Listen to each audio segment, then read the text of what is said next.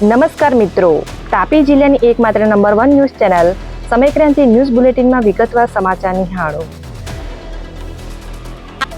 ડોલવણ તાલુકાના વાકલાથી બેલચી તરફ જતા માર્ગની હાલત બદતર થઈ. વાહન ચાલકો મોટા ખાડામાંથી પસાર થવા મજબૂર.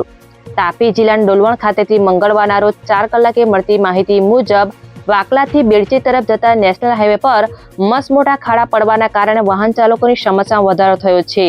ત્યારે જિલ્લાના નેતાઓ અને અધિકારીઓ નેશનલ હાઈવે ઓથોરિટીના અધિકારીઓ સાથે પરામર્શ કરી ખાડા પુરાવે એવી લોકમાંગ ઉઠવા પામી છે. નિઝર તાલુકાના સરવાડા ગામે અધિકારીઓની હાજરીમાં 45 લાખના દારૂનો નાશ કરાયો.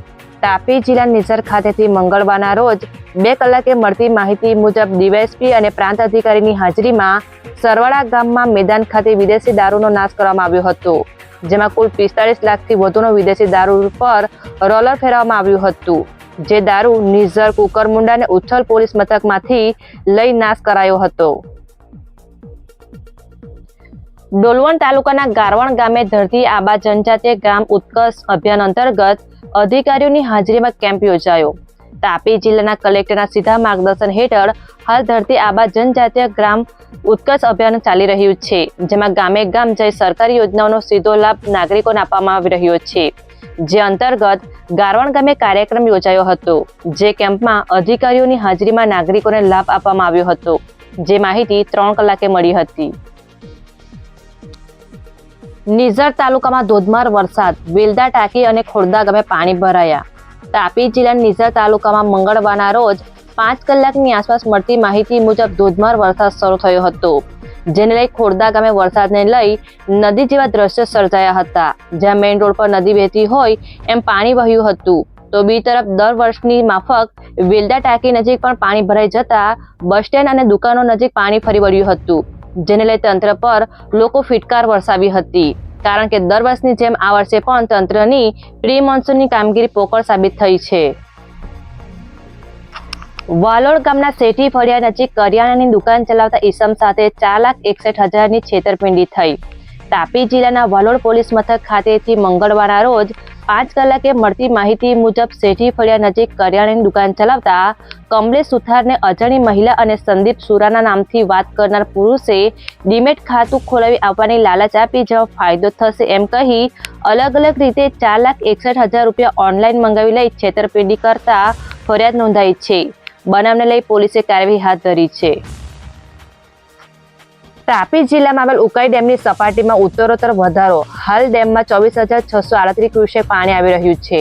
તાપી જિલ્લાના ઉકાઈ ડેમ ખાતેથી મંગળવારના રોજ 5 કલાકે મળતી માહિતી મુજબ ડેમના ઉપરવાસમાં તેમજ કેચમેન્ટ વિસ્તારમાં પડેલા વરસાદ વચ્ચે ઉકાઈ ડેમમાં હાલ 24,638 ક્યુસેક પાણી આવી રહ્યું છે, જેને લઈ ડેમની સપાટી 322.50 ફૂટ પર પહોંચી છે.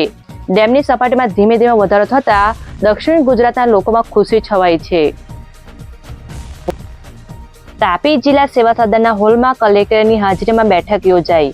તાપી જિલ્લાના સેવા સદનના હોલમાં જિલ્લા કલેક્ટરની હાજરીમાં બેઠક યોજાઈ હતી, જેમાં પીએમ જનમન અંતર્ગત પીવીટીજી ફેમિલીના સર્વે અંતર્ગત ચર્ચા કરી માર્ગદર્શન આપવામાં આવ્યું હતું, જેમાં જિલ્લા વિકાસ અધિકારી તેમજ અન્ય અધિકારીઓ હાજર રહ્યા હતા.